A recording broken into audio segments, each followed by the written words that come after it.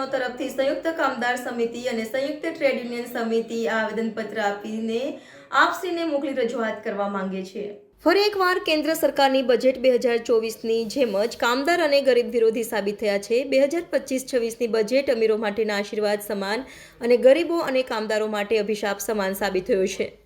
દેશના પૈસાદાર લોકોને આર્થિક રાહત આપવામાં આવી છે, પરંતુ મોંઘવારી રોકવા, નવી રોજગારી ઊભી કરવા, સામાજિક સુરક્ષા આપવા કે વૃદ્ધાવસ્થામાં પેન્શન, મનરેગા માટે વધારે નાણાં ફાળવવા જેવા કોઈ પણ જોગવાઈ આ બજેટમાં જોવા મળ્યું નથી। ઉપરથી ખાનગીકરણની પ્રક્રિયાને વેગ આપતા ઇન્સ્યોરન્સ સેક્ટરમાં 100% વિદેશી મૂડીરોકાણની છૂટ આપવામાં આવી છે, જે ખૂબ જ ચિંતાજનક છે। એક તરફ વીજળીનું ખાનગીકરણ માટેની પ્રક્રિયા ઝડપી બનાવવામાં આવી રહ્યા છે, તો માટે અભિશાપ સમાન સાબિત થયું છે।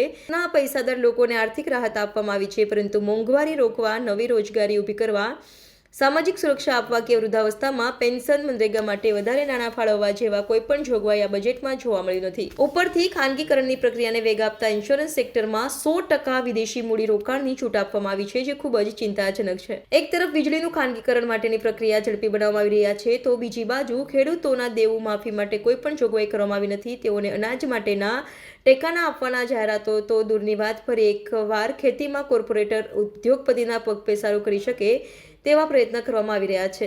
દેશના રાષ્ટ્રીય ટ્રેડ યુનિયનો, સ્વતંત્ર ફેડરેશનો દ્વારા દેશભરમાં મજદૂરોની વિવિધ માંગણીઓના સમર્થનમાં વારંવાર દેશભરમાં સરકાર સમક્ષ માંગણીઓ રજૂ કરવામાં આવ્યા છે, પરંતુ કેન્દ્ર સરકાર હોય કે રાજ્ય સરકાર કાર્યમાં આખાડા કાન કર્યા છે। અગાઉના જેમ જ આ વખતે પણ કેન્દ્ર સરકાર બજેટ બનાવતી વખતે કામદાર સંગઠનોના સૂચનોના અવગણના કર્યું છે। તેથી ગુજરાતના તથા વડોદરાના કેન્દ્રીય તહત સ્થાનિક કામદાર સંગઠનોની માંગણીઓ રજૂ કરીએ। 4 લેબર કોડ તાત્કાલિક રદ કરો, તમામ કામદારોને ઓછામાં ઓછું લઘુત્તમ વેતન માસિક ₹26,000 અને લઘુત્તમ પેન્શન ₹10,000 આપવામાં આવે।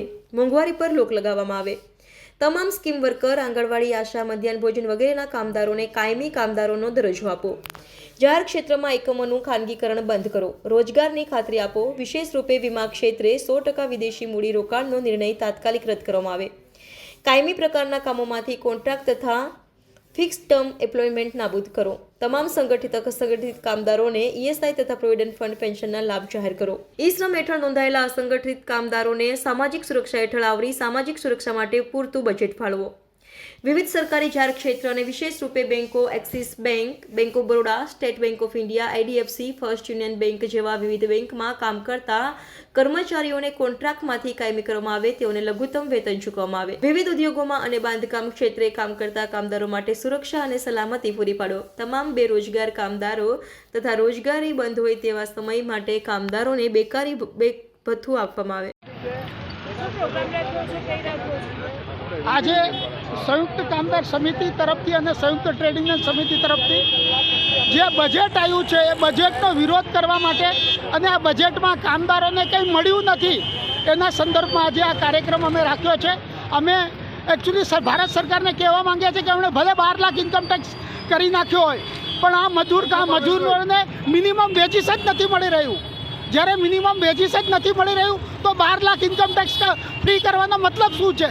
એટલે આ બધી વસ્તુઓમાં અને કામદારોને ટોટલી ઇગ્નોર કરવામાં આવ્યા છે। એનો વિરોધ કરવા માટે આજે અમે અહીંયા એક આંદોલનનું સ્વરૂપ આપ્યું છે અને આ અમારી માંગોને લઈને અમે પ્રધાનમંત્રીશ્રીને એક મેમોરન્ડમ કલેક્ટર થ્રુ આપવાના છીએ। આમાં અમારું એ જ છે કે તમે મિનિમમ વેજીસ 21,000 થી 26,000 સુધી કામદારોને મળવું જોઈએ। લેબર કોડ 4 છે એને રદ કરવા જોઈએ। કામદારોની જે સામાજિક સુરક્ષાઓ છે એનું ધ્યાન રાખવું જોઈએ। જે કોન્ટ્રાક્ટ પ્રથા રદ કરવી જોઈએ। આજે કોન્ટ્રાક્ટ પ્રથાના નામે કામદારોનું એક શોષણ થઈ રહ્યું છે, એ શોષણને બંધ કરવું જોઈએ। એના માટે અમે આજે વિરોધ પ્રદર્શન કરી રહ્યા છીએ। સંતોષ પવાર, કન્વીનર, સંયુક્ત કામદાર સમિતિ।